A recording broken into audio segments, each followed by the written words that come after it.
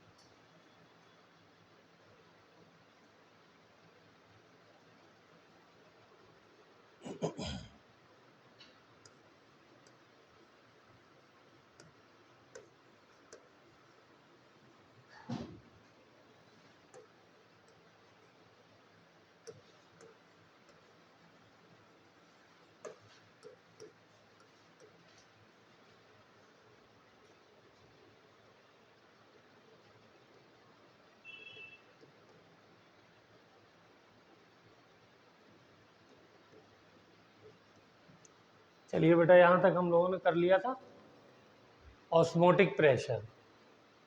तो यहाँ पहला केस हमने बनाया था, उसके अंदर बीच में एक मेम्ब्रेन लगाई, दो तरह के सॉल्यूशन है, एक C1 एक C2। C1 की कंसंट्रेशन ज़्यादा है, C2 की कंसंट्रेशन कम है। तो ये मेम्ब्रेन ऑर्डिनरी मेम्ब्रेन है, इसके थ्रू सोल्यूट भी जा रहा है और सॉल्वेंट भी मूव कर रहा है। ठीक है, तो ऐसे प्रोसेस को हमने क्या नाम दिया था? डिफ्यूजन। और डिफ्यूजन की क्या डेफिनेशन बताई थी? हाँ, movement of particles from their higher concentration to their lower concentration. और ये कब तक होता है? जब तक दोनों की कंसंट्रेशन दोनों साइड में बराबर ना हो जाए। ठीक है, तो ये हो गया डिफ्यूजन। और ये मेरी ऑर्डिनरी मेम्ब्रेन है। ठीक है, अब मैंने यहां पर एक स्पेशल मेम्ब्रेन लगा दी, स्पेशल मेम्ब्रेन। इसने क्या किया? सोल्यूट के मूवमेंट को रोक दिया। ठीक है, अब खाली किसका मूवमेंट हो रहा है? सॉल्वेंट का मूवमेंट हो रहा है। तो सॉल्वेंट का मूवमेंट हो रहा है, जाहिर सी बात है जहां पर सॉल्वेंट ज़्यादा होगा वहां से कम की तरफ जाएगा। तो सॉल्वेंट इसमें कहाँ ज़्यादा है? हाँ, क्योंकि ये सॉल्यूशन C2 वाला डाइल्यूट है, तो डाइल्यूट का मतलब सॉल्वेंट यहाँ पे ज़्यादा है। ठीक है ना, और सॉल्यूट के प्रोपोर्शन में सॉल्वेंट ज़्यादा है, तभी तो डाइल्यूट होगा। तो इधर से भी जा रहा है, जहाँ इधर से भी रहा है, लेकिन नेट फ्लो जो है, नेट फ्लो क्या हो रहा है? नेट फ्लो इधर हो रहा है ऐसे लिख देते हैं।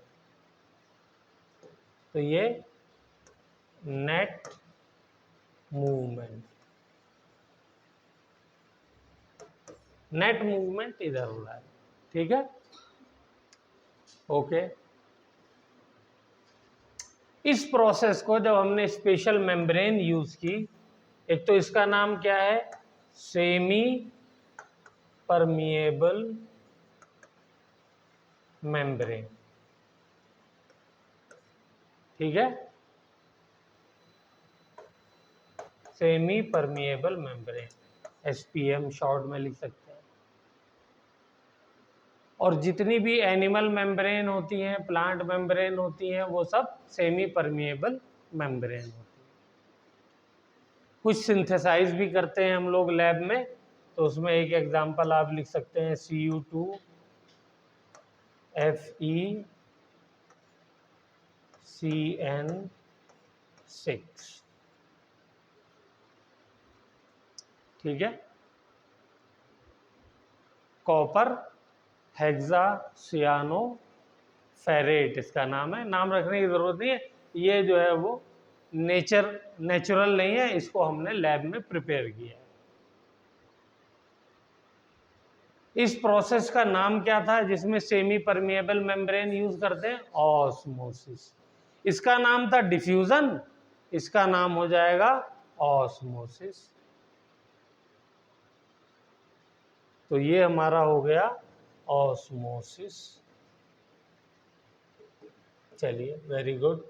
तो यहां तक समझ में आ गया। डिफ्यूजन में क्या होता है, हर चीज फ्री है मूव करने के लिए, ठीक है, कहां से कहां मूव करेगी, नेट फ्लो कहां से कहां होगा, हायर कंसंट्रेशन से लोअर कंसंट्रेशन तक। ऑस्मोसिस में क्या होता है, सबको परमिशन नहीं होती मूवमेंट की, सिर्फ किसको परमिशन होती है, कुछ एक पार्ट को होगी, दूसरे को नहीं होगी। यहाँ पे सोल्यूट को नहीं है, सॉल्वेंट को है। इस ऐसे प्रोसेस को क्या कहते हैं, ऑस्मोसिस कहते हैं। और जो मेम्ब्रेन यूज की जाती है उसको क्या कहते हैं, सेमी परमिएबल मेम्ब्रेन। तो यहाँ पे ऑस्मोसिस हमारा खत्म हो गया। अब आते हैं ऑस्मोटिक प्रेशर। तो देखिए, एक और कंटेनर बनाते हैं नेक्स्ट पेज पे। हम्म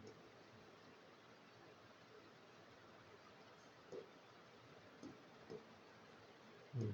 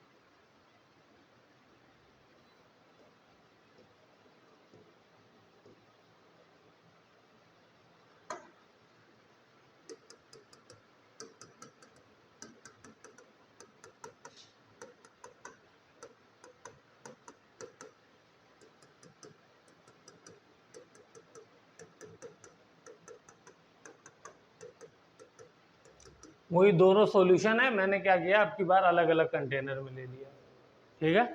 एक कंटेनर ये है, एक ये है, और मेम्ब्रेन जो पूरे में लगाई थी मैंने छोटी सी ये लगा दी है, ये सेमी परमेबल मेम्ब्रेन है, एक कनेक्शन के जरिए पाइप के जरिए जोड़ दिया दोनों।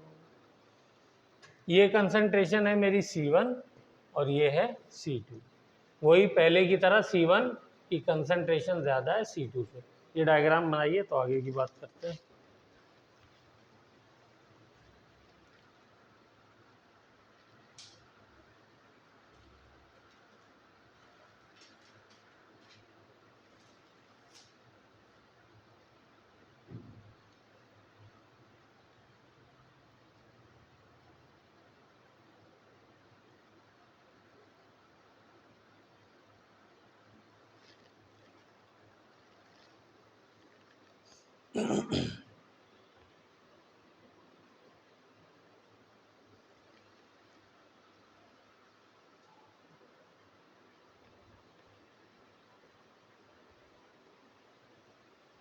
ये मेरा पिस्टन है,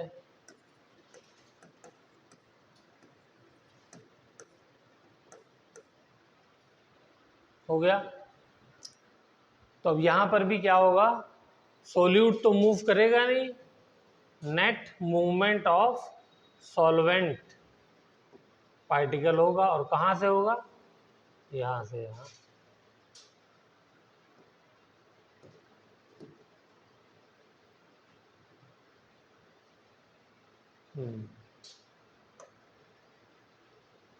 तो यहाँ से यहाँ सॉल्वेंट मूव कर रहा है, ठीक है। क्यों मूव कर रहा है, सॉल्वेंट का नेट फ्लो क्या हो रहा है, नेट फ्लो ऑफ सॉल्वेंट इस डायरेक्शन में हो रहा है, क्योंकि उधर सॉल्वेंट की कंसंट्रेशन ज़्यादा है, यानी सॉल्वेंट का अमाउंट ज़्यादा है, यहाँ पर कम है। ओके, अब अगर ये बताइए यहाँ पे इस वक्त प्रेशर कितना है, इस पिस्टन के ऊपर प्रेशर कितना है, 1 atm। जितना प्रेशर एटमॉस्फेयर का है उतना प्रेशर लग रहा है, सभी के ऊपर लगता है, कोई भी चीज़ होगी जो एटमॉस्फेयर का प्रेशर है उसी के बराबर लगेगा, ठीक है ना। ओके, वो जो सॉल्यूशन था इसके ऊपर भी अगर ये ओपन कंटेनर है तो भी इसमें भी वही 1 atm प्रेशर लगेगा, इसमें तो कोई डाउट ही नहीं है।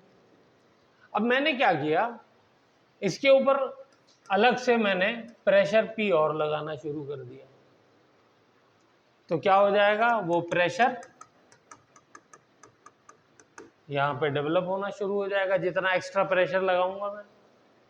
उसकी वजह से एक टाइम आएगा कि ये सॉल्वेंट जो है इसका movement from its higher concentration to lower concentration stop हो जाएगा, ठीक है।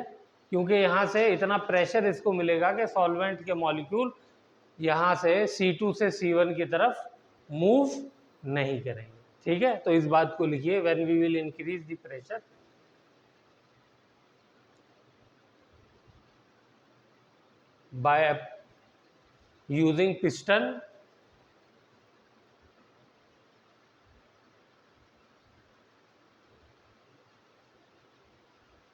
by using piston, the movement of solvent molecule will stop from their higher concentration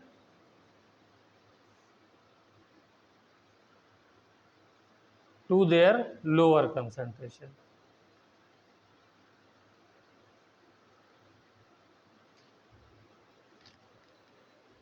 ठीक है।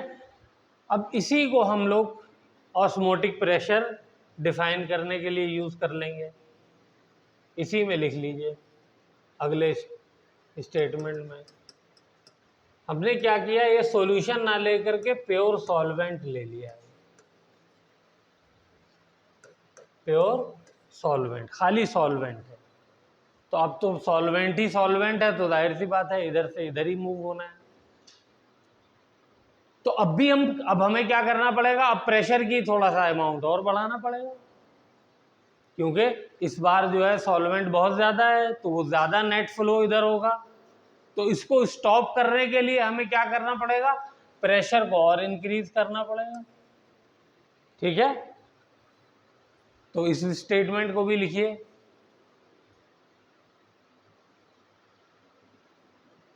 The pressure required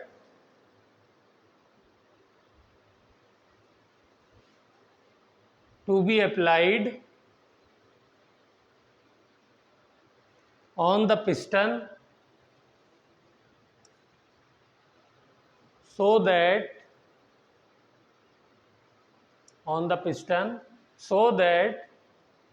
the movement of solvent molecules from pure solvent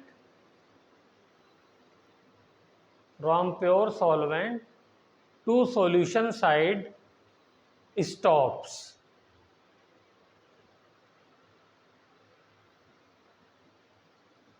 This pressure is called, और this extra pressure is called osmotic pressure.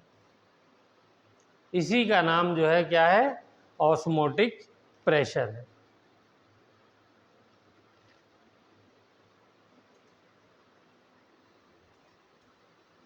ठीक है, osmotic pressure में हमें क्या करना है, एक तरफ सॉल्वेंट लेना है और दूसरी तरफ सॉल्यूशन लेना है।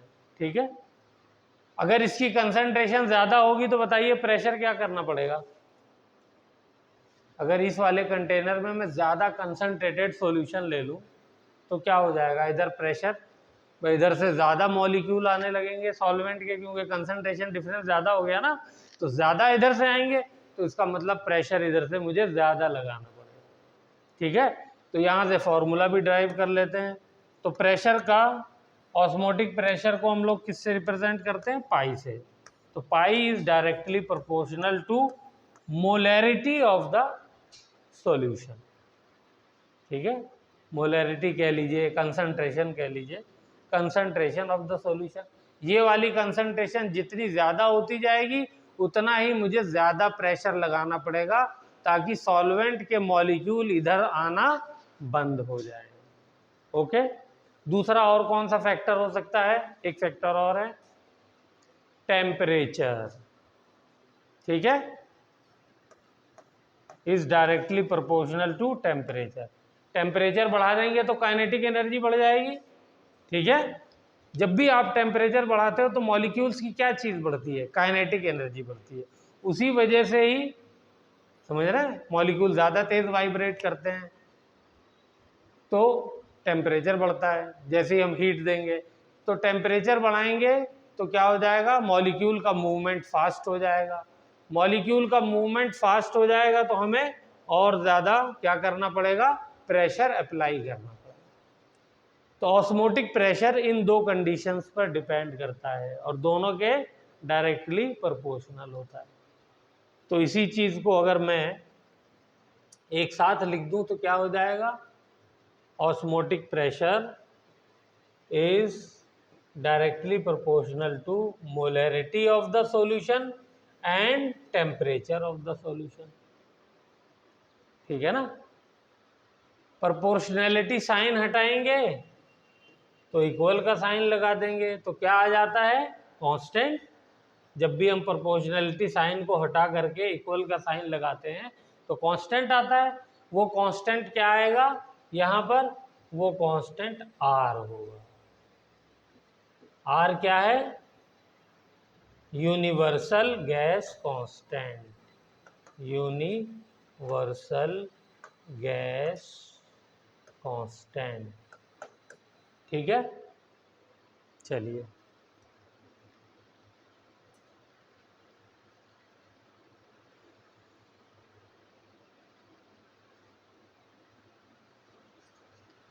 चलिए यहाँ पे जो वैल्यू यूज होगी आर की वो कौन सी होगी, 0.082। और क्या होती है यूनिट, एटीएम, लीटर और मोल इनवर्स केल्विन इनवर्स। ठीक है।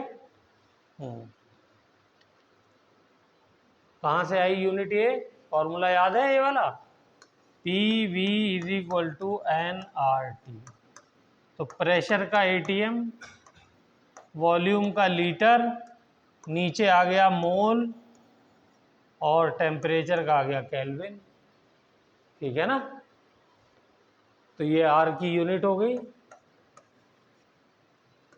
ये बेटा प्रेशर है, वॉल्यूम को किस में मेजर करते हैं? लीटर में। ठीक है। मोल अंदर नंबर ऑफ मोल्स, तो मोल हो गया। टेम्परेचर को किस में मेजर करते हैं? केल्विन में। तो यूनिट बन गई है। ठीक है ना।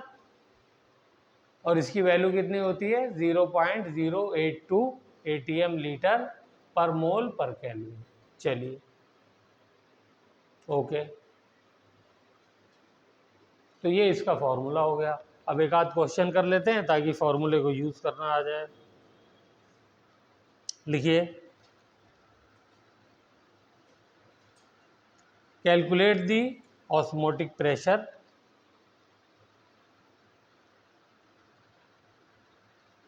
Calculate the osmotic pressure due to 10%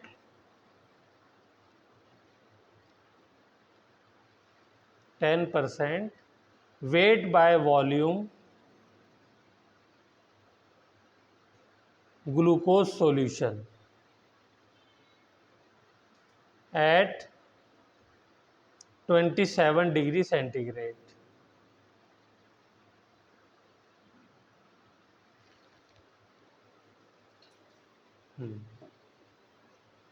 क्या कह रहा है क्वेश्चन में कि हमारे पास एक सॉल्यूशन है, उसकी कंसंट्रेशन क्या दी हुई है? 10% वेट बाय वॉल्यूम। ठीक है। क्वेश्चन लिख लिया था सबने? किसका सॉल्यूशन है? Of glucose. टेम्परेचर क्या दिया हुआ है? At 27 degree centigrade. ठीक है।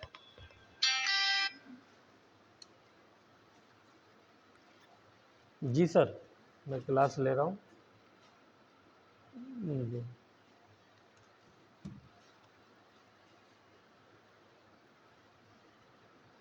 ये आते ही रहेगा, इसको बंद कर दो।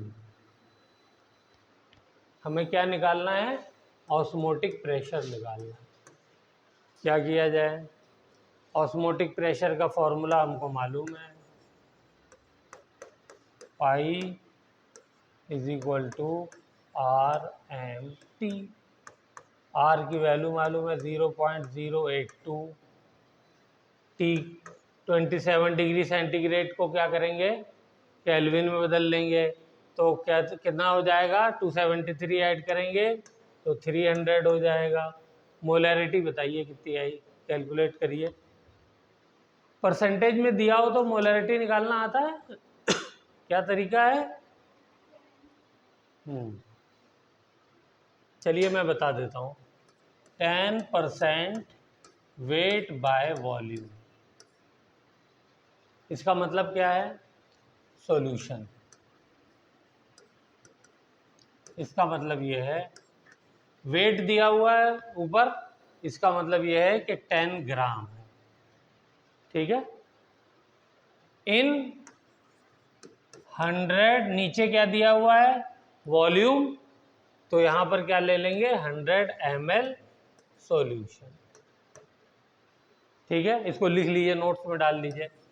अगर यही दिया होता है 10% वेट बाय वेट, तो क्या हो जाता है? ये 10 ग्राम, सॉरी सोल्यूट, यहाँ सोल्यूट लिखिए। ठीक है। 10 ग्राम सोल्यूट, जो भी सोल्यूट हो, इन नीचे भी वेट दिया हुआ है तो 100 ग्राम सॉल्यूशन। ठीक है। इसको रीड करना हमें आना चाहिए। एक और तरीका होता है देने का, वो क्या होता है 10% वॉल्यूम बाय वॉल्यूम सॉल्यूशन। इसका मतलब क्या हो जाएगा 10 ml, अब वॉल्यूम दिया है तो वॉल्यूम ml मिलेंगे, ml सोल्यूट इन 100 ml सॉल्यूशन, ये इसका मतलब होता है। तो ये हमें रीड करना आना चाहिए। आ गई।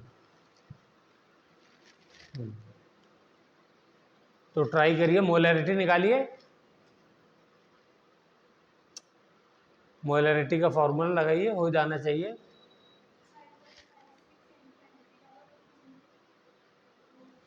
मोलैरिटी देखिए आ गई। हाँ, कितनी आई 5.56 10 की पावर 2।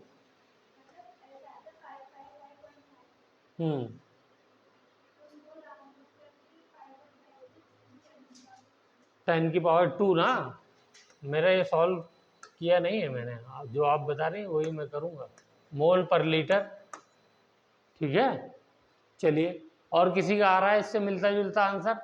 सबसे पहले मोलैरिटी का फॉर्मूला क्या होता है? Moles of solute divided by volume of solution in litre. Molarity का यही फॉर्मूला होता है। तो मोल ऑफ सोल्यूट निकाल दीजिए, क्या हो जाएगा मोल ऑफ सोल्यूट, बताइए। हमारे पास 10% वेट बाय वॉल्यूम है, यानी 10 ग्राम सोल्यूट है कितने ml में? 100 ml सॉल्यूशन में। तो क्या करेंगे, सोल्यूट मोलैरिटी, पहले मोल्स लिखते हैं, यहाँ लिखते हैं moles of solute is equal to 10 gram divided by glucose है तो 180 मॉलिक्यूलर वेट है। हाँ बेटा, मोल का फॉर्मूला क्या होता है? Weight upon molecular weight. तो ग्लूकोज है, ग्लूकोज ही था ना, ग्लूकोज, तो ग्लूकोज का फॉर्मूला क्या होता है? C6H12O6। तो 6 into 12 plus 12 into 1 plus 6 into 16, तो कितना हो जाएगा? ये 180 हो जाएगा। ये ग्लूकोज का फॉर्मूले का मॉलिक्यूलर वेट हमको याद होना चाहिए। चलिए आगे चलूं, तो ये हो गया मेरा 10/18, ये कट गया तो ये हो गया 1/18 मोल, ये मोल आ गए। अब मोलैरिटी निकाल लेते हैं, तो मोलैरिटी हो गई 1/18, ये तो मोल हो गए। वॉल्यूम ऑफ सॉल्यूशन कितना हुआ? 100 ml है, लेकिन किस में लेना है? लीटर में। तो 100 को लीटर में कन्वर्ट कर लिए, तो 100 डिवाइडेड बाय 1000, ठीक है। तो ये हो जाएगा, 2 0 कट गया, तो ये हो गया 10/18, ये मोलैरिटी आ गई। यही आया था, 10/18 आया। हाँ 10/18, लेकिन 5.5 तो नहीं आ रहा आपका, तो बहुत ज्यादा आ गया। 0.55, अच्छा ठीक। हाँ, तो ये हो जाएगा, कट गया 2 से 5, ये हो गया 9, ठीक है। हाँ 9×45, यस 0.55।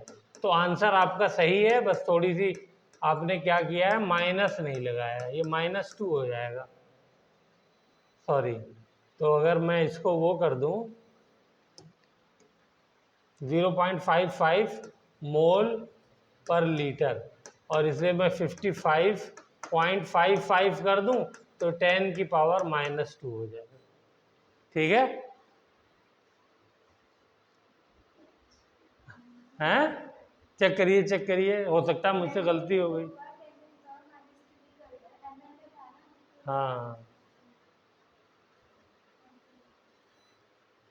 तो ml को बेटा डायरेक्ट हमने 1000 से डिवाइड कर दिया, बस यही आ गया। चलिए वेरी गुड। अब क्या, अब तो ऑस्मोटिक प्रेशर आ ही जाएगा। पाई इज इक्वल टू, उसी में रख दीजिए, कहाँ गया वो, यहाँ रखना था, ये रहा, तो हो गया या ऐसा करता हूँ, डायरेक्ट वही रखता हूँ ना, 5 बाय कितना था 9, ये हो गया। अब इसको अप्रॉक्सीमेट कर लेते हैं। ये हो गया 0 से, ये 2 0 गायब करके इसको मैं कर दूँ 8.2 हो गया, इंटू 5 इंटू ये 3 से 9 कट गया, ठीक है, ये 3 हो गया, 8.2 इंटू 5 डिवाइडेड बाय 3, तो ये कितना हो जाएगा, 2 दूनी 10 और 40 और 41, 41 डिवाइडेड बाय 3, ठीक है। और अब इसको डिवाइड कर लीजिए, 3 1 दा 3, 3 3 दा 9, 3 8 3 6 दा 18, तो 136, ठीक है, ATM। ये आंसर आ गया अप्रॉक्सीमेटली।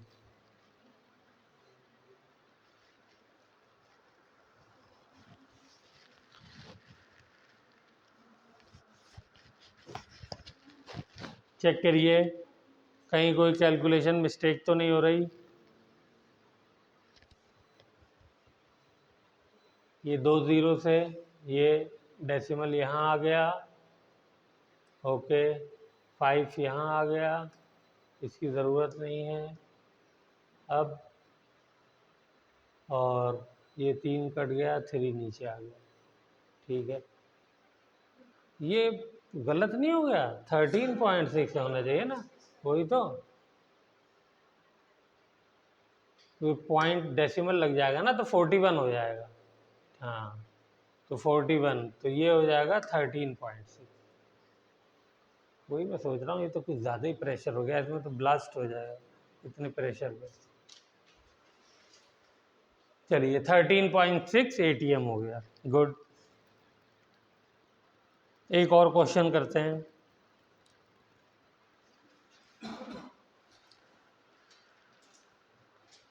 लिखिए 200 cc of aqueous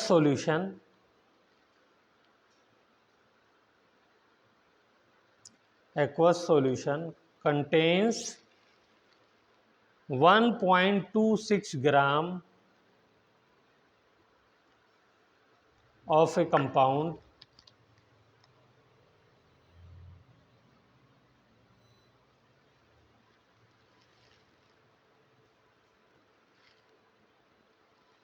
the osmotic pressure of this solution is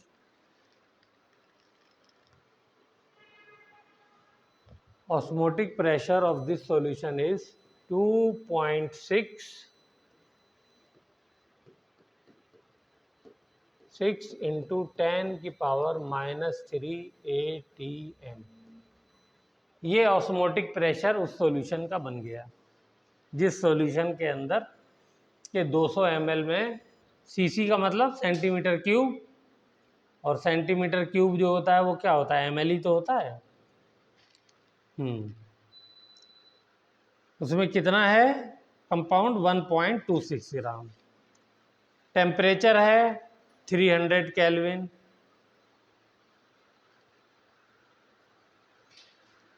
कह रहा calculate molar mass of the compound, molar mass of solute यानी कंपाउंड।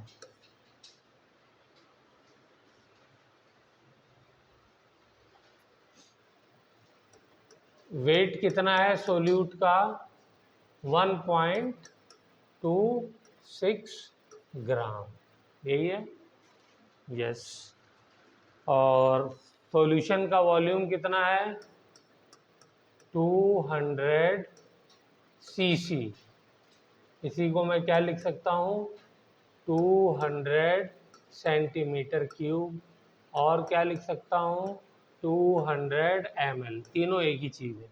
जल्दी से निकाल दीजिए, आसान है ये।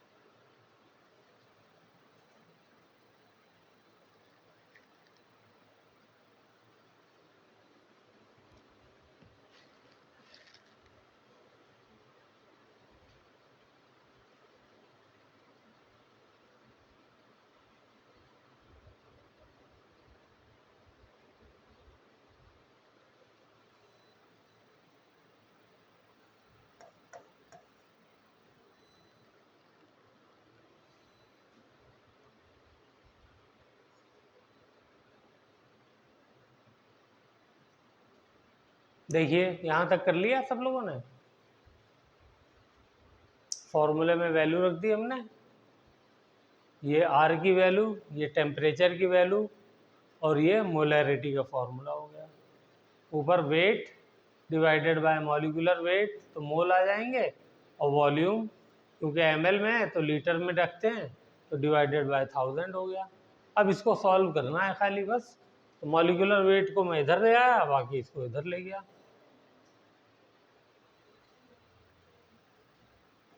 ये कैंसिल हो करके ये हो जाएगा 4.1, और ये ऊपर चला गया,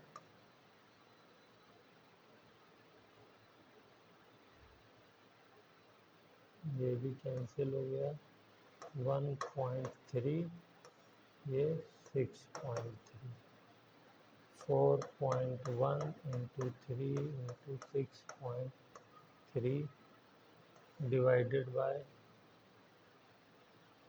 1.3 इंटू 10 की पावर 3, ये आंसर आ रहा है।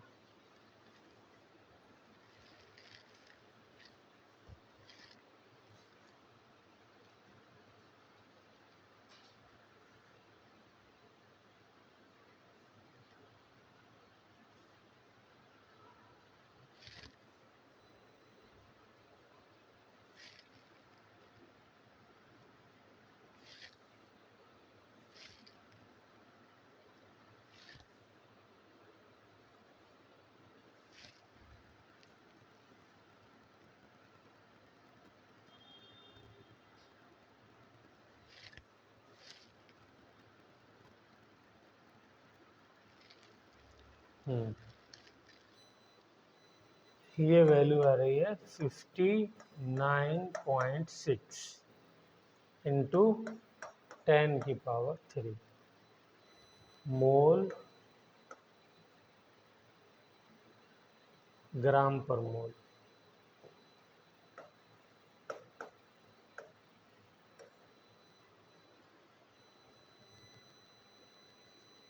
देखिए इसी के आसपास आ रहा है, थोड़ा बहुत कैलकुलेशन में ऊपर नीचे हो सकता है,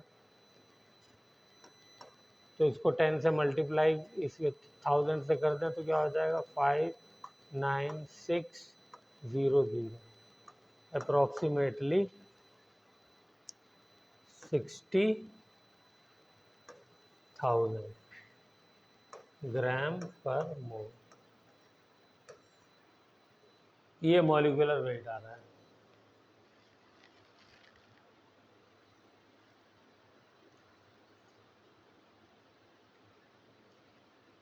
$60,000 ग्राम का मतलब हो गया 60 kg। एक मोल का वजन 60 kg है। ऐसा इतना बड़ा कंपाउंड जो होता है वो कौन सा होता है? ऐसे कंपाउंड जो होते हैं वो पॉलीमर्स होते हैं,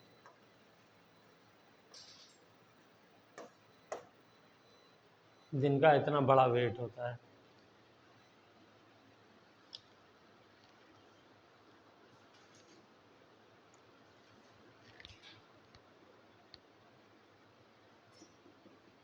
हो गया। अब कुछ टर्म्स कभी कभी क्वेश्चंस में यूज हो जाती हैं, तो उन टर्म्स को समझ लीजिए। लिखिए isotonic,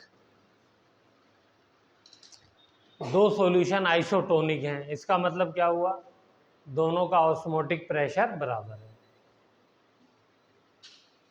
isotonic solution means solution having same osmotic pressure.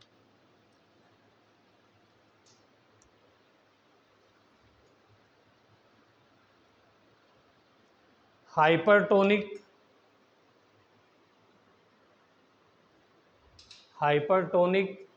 Means solution having higher osmotic pressure, ठीक है ना। Isotonic, hypertonic. आइसोटोनिक जिसमें C1 C2 का क्या हो जाए? हाँ, ऑस्मोटिक प्रेशर बराबर हो जाए। C1 C2 का ऑस्मोटिक प्रेशर बराबर हो जाए। हाइपरटोनिक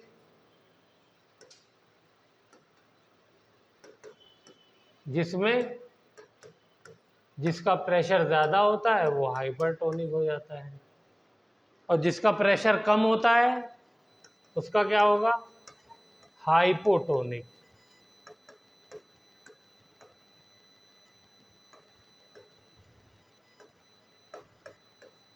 यहाँ पे दूसरा सॉल्यूशन क्या है? हाइपोटोनिक है, और पहला सॉल्यूशन क्या है? हाइपरटोनिक है। तो ये क्वेश्चन के अंदर कभी कभी टर्म्स आपको दिख जाएगी, तो इसे देख करके घबराना नहीं है। चलिए इसके ऊपर भी एक क्वेश्चन कर लेते हैं।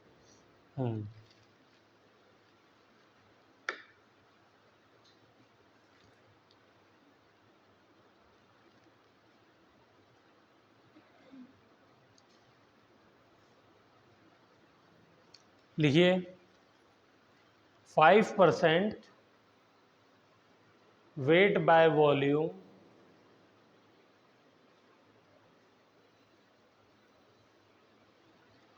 solution, 5% weight by volume solution of cane sugar is isotonic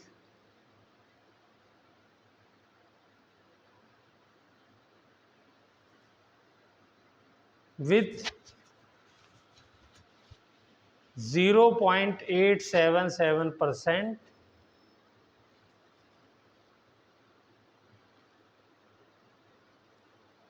0.877% weight by volume solution of urea.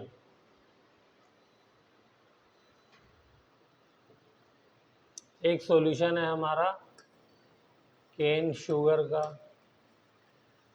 दूसरा है यूरिया का।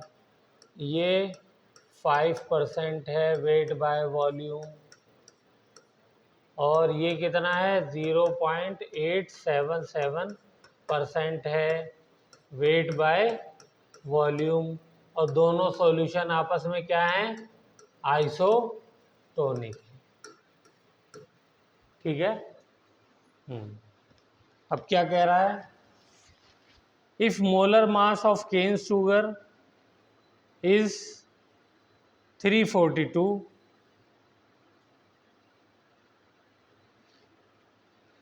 Then calculate molar mass of urea. Cane sugar का मोलर मास 342 है, तो यूरिया का मोलर मास क्या हो जाएगा? वैसे तो हमको पता है, लेकिन हमें कैलकुलेट करना है, कैलकुलेशन करनी है, तो करिए कैलकुलेशन।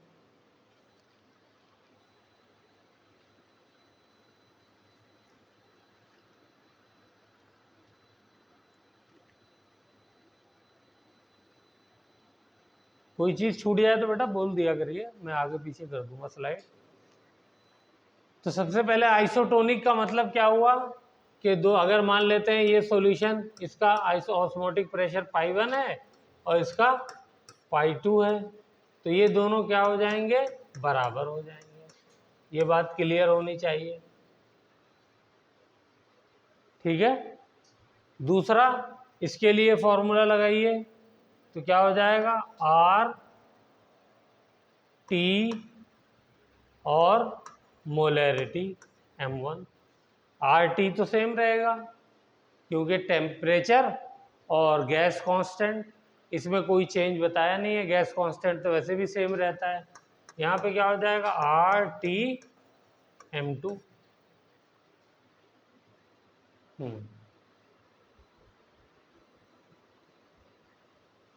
बस अब इसको आप फॉर्मूला बनाइए और आंसर निकाल लीजिए।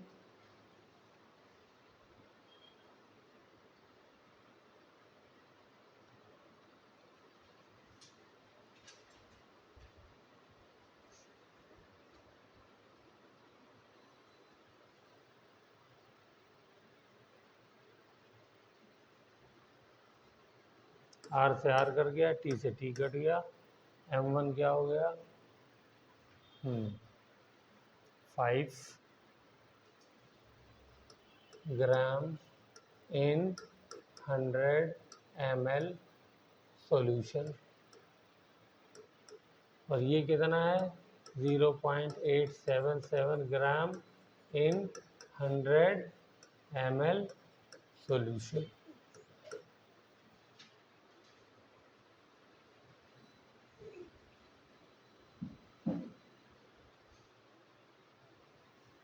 Five divided by 342 divided by 100 divided by 1000, 0.877 divided by x divided by 100 divided by 1000।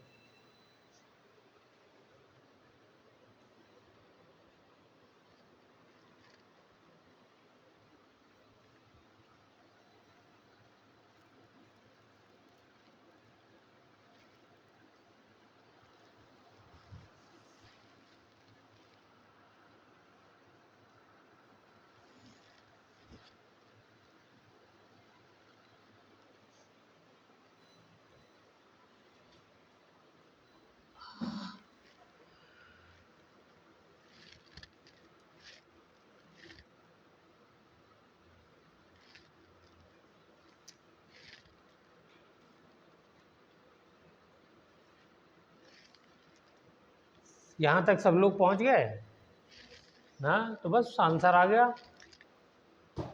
अब इसको सॉल्व करना है, सॉल्व कर लीजिए आप लोग।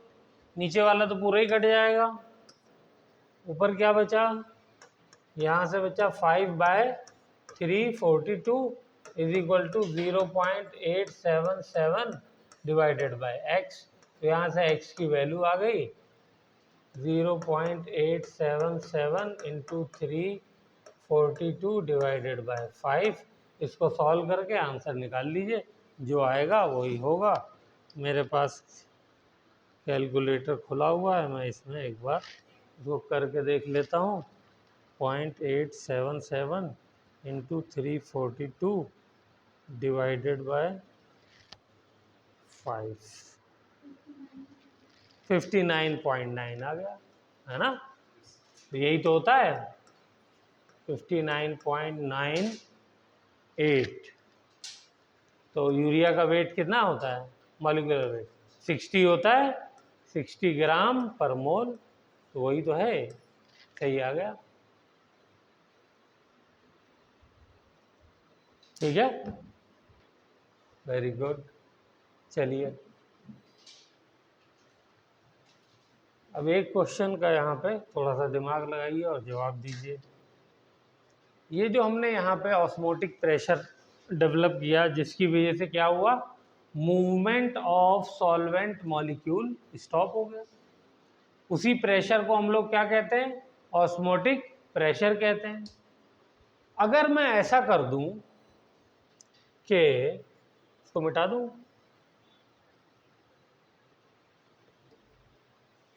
हाँ, प्रेशर को, this pressure is called osmotic pressure. इधर से जो प्रेशर है वो ऑस्मोटिक प्रेशर के बराबर लगाया तो मूवमेंट स्टॉप हो गया। अब मैंने क्या किया, ऑस्मोटिक प्रेशर से ज्यादा प्रेशर लगा दिया, ऑस्मोटिक प्रेशर से ज्यादा प्रेशर अप्लाई कर दिया। तो अब क्या होगा, अब ये हमारा आरओ बन जाएगा। जो हम लोग घर में आरओ यूज करते हैं वो बन जाएगा। क्या होता है उसमें, आरओ के अंदर रिवर्स ऑस्मोसिस। क्या हो जाता है, रिवर्स ऑस्मोसिस। क्या होने लगेगा, अब की बार यहाँ पर सॉल्यूशन की तरफ से प्योर सॉल्वेंट की तरफ सॉल्वेंट मॉलिक्यूल मूव करने लगेगा। ठीक है, तो इस प्रोसेस को क्या कहते हैं, रिवर्स ऑस्मोसिस। तो इसको लिख लीजिए, if we will increase the pressure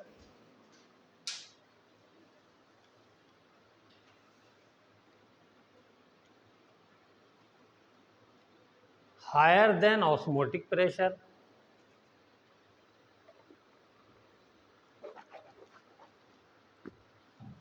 On the solution side,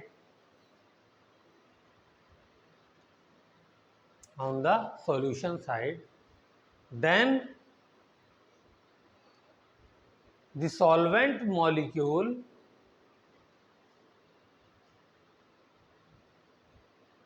will start moving from solution to solvent side, and this process is called reverse osmosis.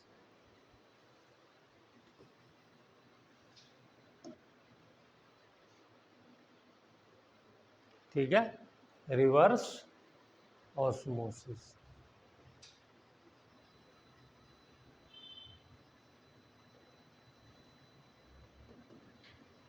तो जब हम प्रेशर ऑस्मोटिक प्रेशर से ज़्यादा बढ़ा देते हैं तो क्या होता है, सॉल्यूशन की तरफ से सॉल्वेंट की तरफ, प्योर सॉल्वेंट की तरफ movement of solvent molecule start हो जाता है, और इसको हम क्या कहते हैं, इसको हम रिवर्स ऑस्मोसिस कहते हैं। ठीक है, यही काम हम लोग आरओ के अंदर यूज़ करते हैं। चलिए, तो अब अगर आरओ पूछ लिया जाए तो हम बता देंगे। अब लास्ट टॉपिक हमारा है वेंट हॉफ फैक्टर। हेडिंग डालिए, went half factor.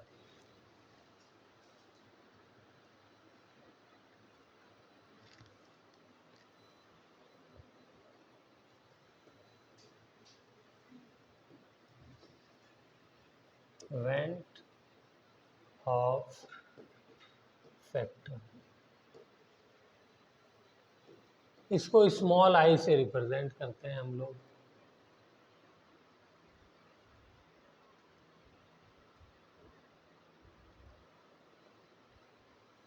Colligative properties क्या थी,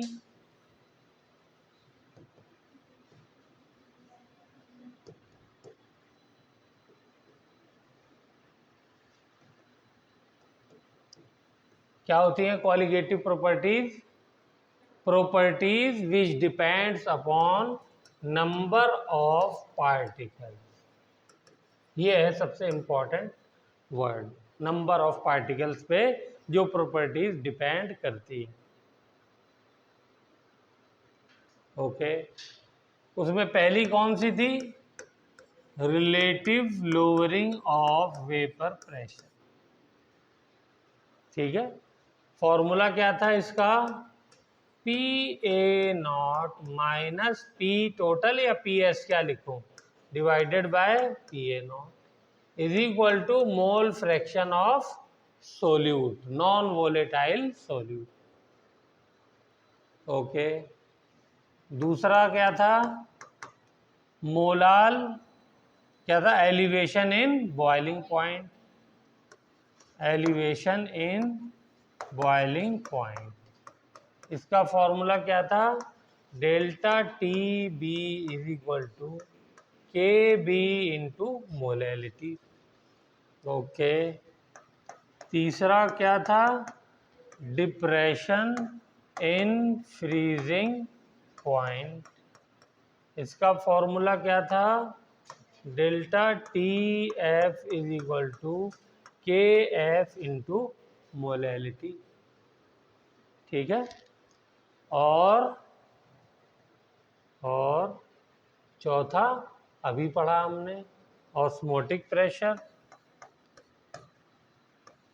ऑस्मोटिक प्रेशर ये क्या है, pi is equal to M R T. ठीक है, जैसे ये वाला फॉर्मूला बता दूं, वहीं से आया, P V is equal to N R T से ही आया। ये वॉल्यूम को नीचे ले जाइए तो पी क्या हो जाएगा, N upon V R T, और एन अपॉन वी क्या है, मोलैरिटी, और प्रेशर क्या है, ऑस्मोटिक प्रेशर। फॉर्मूला बन गया, नहीं बन गया? वही है, ठीक है। हाँ चलिए, तो ये सब चारों की चारों क्या है, कॉलिगेटिव प्रॉपर्टी है। और कॉलिगेटिव प्रॉपर्टी कौन सी होती है, जो नंबर ऑफ पार्टिकल पे डिपेंड करती है कि सॉल्यूशन के अंदर कितने पार्टिकल्स हैं नॉन वोलेटाइल सॉल्यूट के। अब एक क्वेश्चन आता है, मैंने मान लिए ग्लूकोज लिया और ग्लूकोज के 10 की पावर 3 यानी 1000 मॉलिक्यूल लिए चम्मच में, ऐसे तो ज़्यादा आ जाएंगे लेकिन ये है कि मान लेते हैं, और चीनी डाल के एक गिलास में घोल दिया, तो उसमें कितने मॉलिक्यूल हैं गिलास में डालने के बाद? 1000। जितने डालें उतने ही रहेंगे ना, या बढ़ जाएंगे? उतने ही रहेंगे, कम भी नहीं होंगे। ओके, गिलास भी बना देता हूँ, ठीक है, इसमें डाल दिया। अब मैंने क्या किया, नमक ले लिया, शिकंजी बनानी थी मुझको, और 10 की पावर 2 मॉलिक्यूल मैंने इसमें डाल दिए एक गिलास पानी में। अब बताइए कितने मॉलिक्यूल हैं? हैं? नहीं, 10 की पावर 2 लिए हैं तो कितने हो जाएंगे? इतना मुश्किल सवाल पूछा है। 10 की पावर 2 NaCl है, जब ये पानी में जाएगा तो क्या हो जाएगा? Na पॉजिटिव और Cl नेगेटिव में नहीं ब्रेक हो जाएगा? बोलिए, ग्लूकोज थोड़ी ब्रेक होता है, लेकिन ये जो हमारा सॉल्ट है ये तो ब्रेक हो जाएगा। और ब्रेक हो गया तो लिए तो मैंने 100 थे, और सॉल्यूशन के अंदर 100 इसके हो गए और 100 इसके हो गए, मॉलिक्यूल कितने हो गए टोटल? 200। तो क्या कॉलिगेटिव प्रॉपर्टी का आंसर सही आएगा? अब की बार सही नहीं आएगा। क्यों? क्योंकि कॉलिगेटिव प्रॉपर्टी तो नंबर ऑफ पार्टिकल पे डिपेंड करती है ना, और नंबर ऑफ पार्टिकल सॉल्यूशन में डालने के बाद डबल हो गए, तो कॉलिगेटिव प्रॉपर्टी की वैल्यू भी डबल हो जाएगी। ये नहीं, इस पे हमने क्या, उसके नेचर पे, उसके साइज और शेप पर डिपेंड नहीं करता है, नंबर पे डिपेंड करता है। तो ये नहीं है कि NaCl बड़ा मॉलिक्यूल है तो ये तो छोटे छोटे हैं तो कॉलिगेटिव प्रॉपर्टी छोटी हो जाएगी, ऐसा कोई चक्कर नहीं है। नंबर के ऊपर डिपेंड करती है, नंबर कितना बढ़ रहा है या कितना कम हो रहा है। तो यहाँ पे नंबर इंक्रीज कर रहा है तो इसका मतलब कॉलिगेटिव प्रॉपर्टी इंक्रीज कर जाएगी। तो अब ये जो फॉर्मूला है हमारा, ये सही आंसर नहीं देगा, ठीक है। तो ऐसी प्रॉब्लम के लिए और ऐसे जो है वो सॉल्यूट के लिए जिनका नंबर जा करके सॉल्यूशन में चेंज हो जाता है, उनके लिए ही वेंट हॉफ फैक्टर आया है, ठीक है। क्या करेंगे, वेंट हॉफ फैक्टर निकालेंगे और निकालने के बाद उसको I से मल्टीप्लाई कर देंगे, ठीक है। तो ये I से मल्टीप्लाई कर दिए, इधर कर दिए, इधर कर दिए, एक ही बात है, इधर कर दिए, ओके, और इधर कर दिए, तो वेंट हॉफ फैक्टर से मल्टीप्लाई कर देंगे। तो ये बात पूरी लिखिए।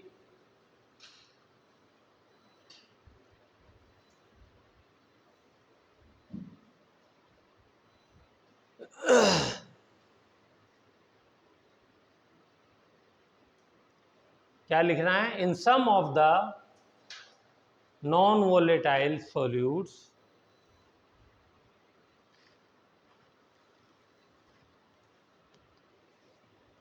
non-volatile solute, the number of solute particle changes after adding in the solution। Solution में डालने से पहले नंबर कुछ और सॉल्यूशन में डालने के बाद नंबर कुछ अलग हो गया, ठीक है। तो ऐसे केस में क्या करते हैं हम, वेंट हॉफ फैक्टर कैलकुलेट करते हैं, ठीक है। तो वेंट हाउस फैक्टर के बारे में ये लंबा टॉपिक है, तो आज तो ये हो नहीं पाएगा, नेक्स्ट क्लास में करेंगे। खाली इसका हम लोग एक फॉर्मूला देख लेते हैं, है आसान, मुश्किल नहीं है। तो आई से रिप्रेजेंट करेंगे, क्या होगा, नंबर ऑफ पार्टिकल्स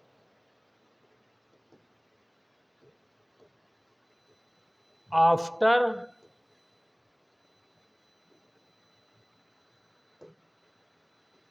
dissociation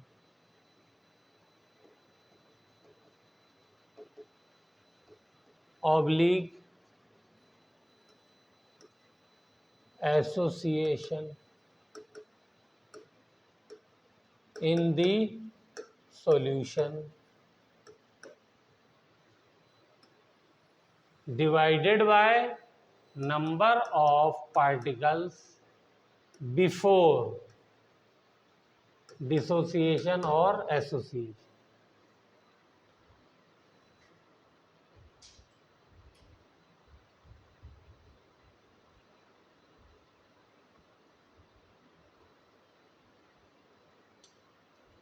ठीक है, तो जैसे NaCl का ही केस था, तो क्या हो गया, सॉल्यूशन में डाला Na पॉजिटिव Cl नेगेटिव, तो यहाँ पे I की वैल्यू जल्दी से बताइए क्या हो जाएगी।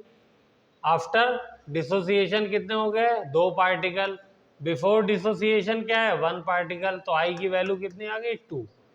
2 से मल्टीप्लाई कर देंगे सारी क्वालिटेटिव प्रॉपर्टीज को, आंसर हमारा करेक्ट आ जाएगा।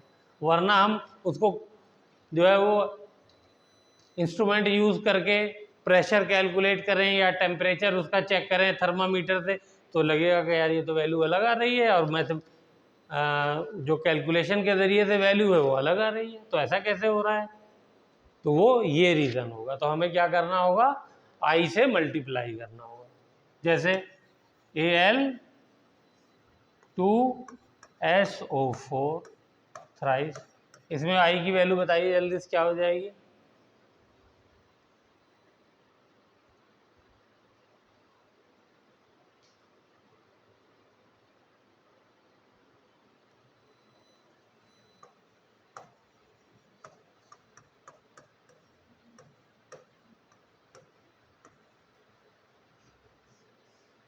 तो I की वैल्यू क्या हो गई, 5/1।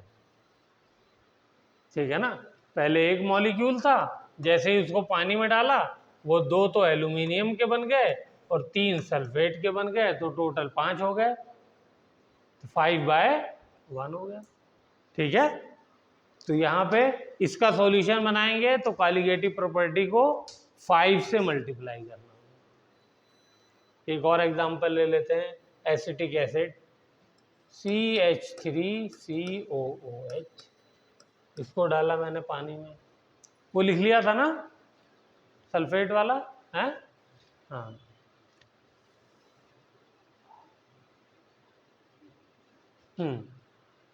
देखिए इसमें क्या होगा, डाइमेराइजेशन सुना है, क्या होता है,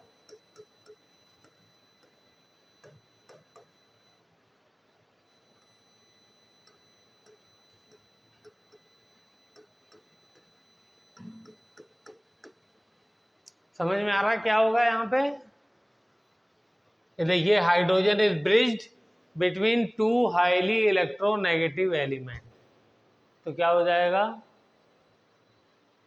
हाइड्रोजन इज ब्रिज्ड, हाँ जोर से बोलो, hydrogen bonding, when hydrogen is bridged between 2 highly electronegative element, तो क्या हो जाता है, हाइड्रोजन बॉन्डिंग। यहाँ पे भी देखिए ये ऑक्सीजन, इसके बीच में हाइड्रोजन आ गया, ये हाइड्रोजन बॉन्डिंग हो गई। 2 एसिटिक एसिड के मॉलिक्यूल मिल करके एक मॉलिक्यूल बना दे रहे हैं। ठीक है, सॉल्यूशन में आपने डाले 2 और वहां जब चेक किया तो वो जुड़ गए केकड़े की तरह से, दो ने एक ने एक को पकड़ लिया है, और वो अब क्या हो गए, एक हो गए। तो यहाँ पे इसको बोलते हैं डाइमर, डाइमेराइजेशन। 2 मॉलिक्यूल मिलकर के जब एक मॉलिक्यूल बना लेते हैं, ऐसे 3 मिलकर के एक बनाए तो ट्राइमेराइजेशन। तो यहाँ पे I की वैल्यू क्या हो जाएगी बोलो, 1 डिवाइडेड बाई 2 हो जाएगी। पीछे वाले एग्जाम्पल में डिसोसिएशन हुआ था, यहां क्या हुआ है? एसोसिएशन, यहां जुड़ गए।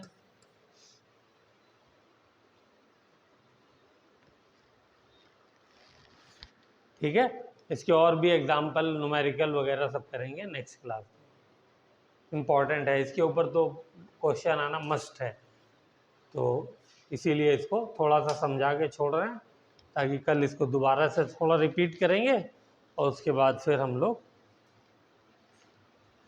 आगे चलेंगे।